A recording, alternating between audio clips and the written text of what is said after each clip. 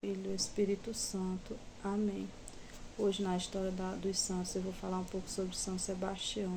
São Sebastião que nasceu na França no ano de 256 depois de Cristo. São Sebastião, ele já era cristão antes de se tornar um soldado romano. Ele e sua mãe eram cristãos, mas seu pai era pagão. E São Sebastião, vendo o sofrimento que os cristãos estavam passando devido às perseguições, resolveu se alistar no exército romano.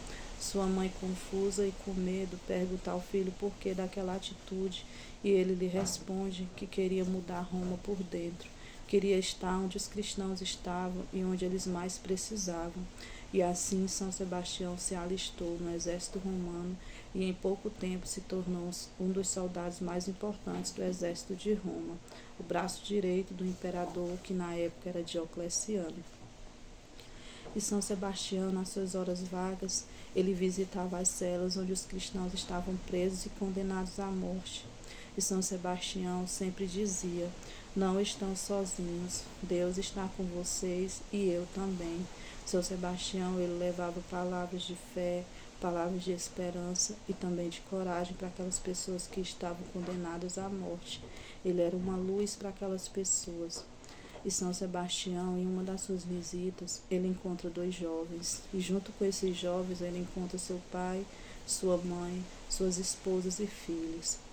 Conta-se que o pai dos jovens chorava ajoelhado aos seus pés e pedia para que eles adorassem a deuses falsos, aos deuses do imperador, que eles fizessem o sacrifício, porque aquilo ia ser só um simbolismo, não ia atingir o seu cristianismo.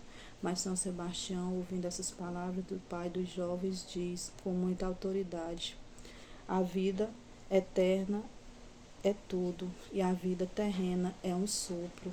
E aqueles jovens, ouvindo aquilo daquele soldado romano, eles resolvem se entregar pelo cristianismo, se entregar por Jesus, resolveram se tornar mártires de Jesus. E São Sebastião, naquela mesma cela onde estavam aqueles jovens, existia uma mulher que não falava há anos. Ela era esposa de um outro soldado romano, estava presa por ser cristã. E aquela mulher, ela vendo a autoridade de São Sebastião, ela pede que ele faça uma oração. E ele faz. E no momento em que ele termina, a mulher começa a falar. E suas primeiras palavras são: Cristo está vivo. E a partir daquele momento, São Sebastião, ele fica muito conhecido e acaba sendo descoberto pelo imperador, porque através daquele milagre, muitas pessoas, soldados e prisioneiros que ali estavam, se converteram ao cristianismo, até mesmo a família daqueles dois jovens. E São Sebastião, depois disso, depois que ele é descoberto, o imperador o condena à morte, o leva para uma praça onde ele vai ser flechado até a morte. E São Sebastião, depois de ser flechado e constatada a sua morte, ele é deixado na praça para servir de exemplo para outros cristãos. Mas uma mulher, quando passava, uma mulher chamada Irene, ela vê que São Sebastião ainda respira, fraco, mas respira. Então ela o leva para casa, cuida das suas feridas e pede para que ele fuja, porque ele vai ser novamente condenado à morte. Mas São Sebastião responde: Deus não me salvou para que eu pudesse fugir, ele me salvou para que eu pudesse voltar. E ele volta até o palácio do imperador para confrontá-lo. Fazendo isso, os soldados de Roma pegam São Sebastião e tiram sua vida. Ali sim, ele foi morto de verdade.